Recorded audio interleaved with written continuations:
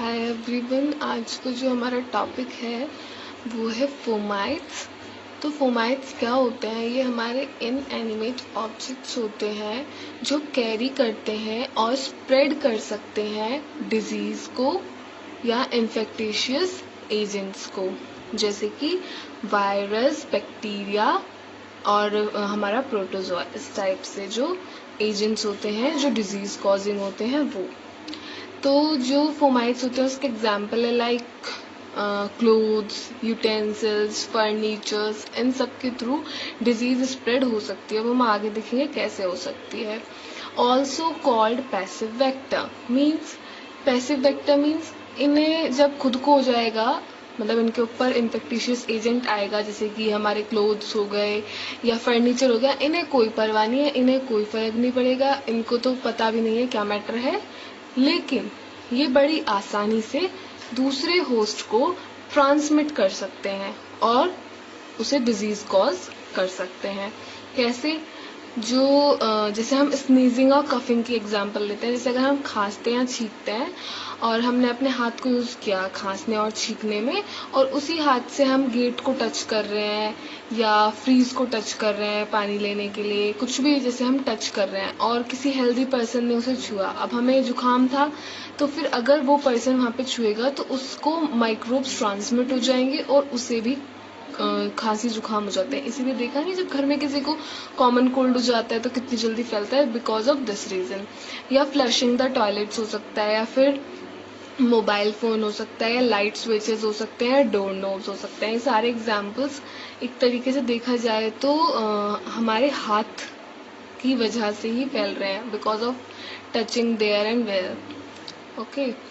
इसके बाद जो हमारा कॉमन इन्फेक्टिशियस डिजीज़ है जो स्प्रेड हो रही है फोमाइट से, वो है एडिनोवायरस, जो कॉज करता है अपर रेस्पिरेटरी ट्रैक्ट में इन्फेक्शन और आई में इन्फेक्शन। कोरोना वायरस इतना ज़्यादा खतरनाक हो रहा है, आप सब देख ही रहे हैं किस तरह से हम गुजर रहे हैं इस चीज़ से।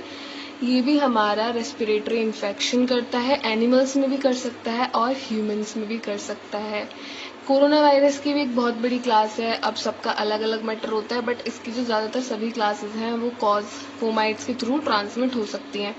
एक बात और बताऊं कि जो माइक्रोब्स होते हैं सारे, bacteria, virus, fungi, algae, protozoa, इसमें सबसे ज़्यादा इन्फेक्टिशियस और ख़तरनाक वायरस होता है, और हमें देख रहे हैं कि ज़्यादातर एग्जाम्पल्स वायरस के हैं जो फोमाइट्स के थ्रू ट्रांसमिट हो रहे हैं। हम इसके प्रिवेंशंस भी देखेंगे। इससे फिलहाल यहाँ पे देख लेते हैं कौन कौन से हैं। उसके बाद है नोरा वायरस, जो कॉज करता है हमारे गैस्ट्रोइंटेस्टाइनल प्रॉब्लम्स। अब नेक्स्ट पेज पे देखते हैं। नेक्स्ट है हमारा रिहानो वायरस, जो कॉमन वायरल इन्फेक्टिशियस एजेंट है जो डिजीज कॉज करता है बड़ी आसानी से ह्यूमंस में। और नेक्स्ट है हमारा रोटा वायरस, जो कि बहुत ही कॉमन है न्यूबॉर्न बेबीज और चिल्ड्रन में डायरिया कॉज करने के मामले में। हम कैसे प्रिवेंशन कर सकते हैं, हम इस चीज़ से कैसे बच सकते हैं? प्रैक्टिस करके गुड हाइजीन को, एक अच्छी हाइजीन रखकर। क्या क्या हो सकती हैं वो? जैसे कि washing hands after coughing and sneezing. जुकाम खांसी हो रहा है, हाथ को यूज करके छींक लिए, खांस लिए, इधर उधर टच नहीं करना है, उसको सैनिटाइज करना है, हाथों को धोना है या फिर हैंकी को यूज करना है। इस तरह से करने से हम प्रिवेंट कर सकते हैं इस चीज़ को। या यूजिंग टॉयलेट्स को यूज़ किया, बाहर आके हाथ नहीं धोया, बस ऐसे ही, उसकी वजह से भी होता है। तो पहले अपने आके हैंड वॉश करेंगे उसके बाद। या खाना खाने से पहले क्यों बोलते हैं कि हाथ धोने चाहिए? बिकॉज पता नहीं हमने कहाँ कहाँ टच किया, कौन से बैक्टीरिया, कौन से वायरस फोमाइट्स के थ्रू हमारे हाथों में ट्रांसमिट हो गए, और हम फिर फूड खाएंगे उन्हीं हाथों से बिना वॉश करे, तो वो हमारे माउथ से इन्फेक्टिशियस डिजीज कॉज करेंगे। तो इसी वजह से हमें खाना खाने से पहले हाथ धोने चाहिए। तो हम अपना नेक्स्ट एग्जाम्पल देख लेते हैं, जो कि है यूजिंग सरफेस क्लींजर्स, जैसे कि सच एज डिसइंफेक्टेंट्स।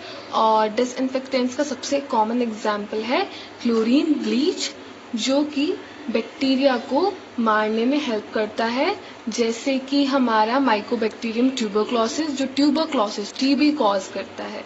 तो देख रहे हैं आप यहाँ पे कितना इम्पॉर्टेंट है सरफेस क्लींजर यूज़ करना, ताकि फोमाइट ट्रांसमिशन को हम प्रिवेंट कर सकें।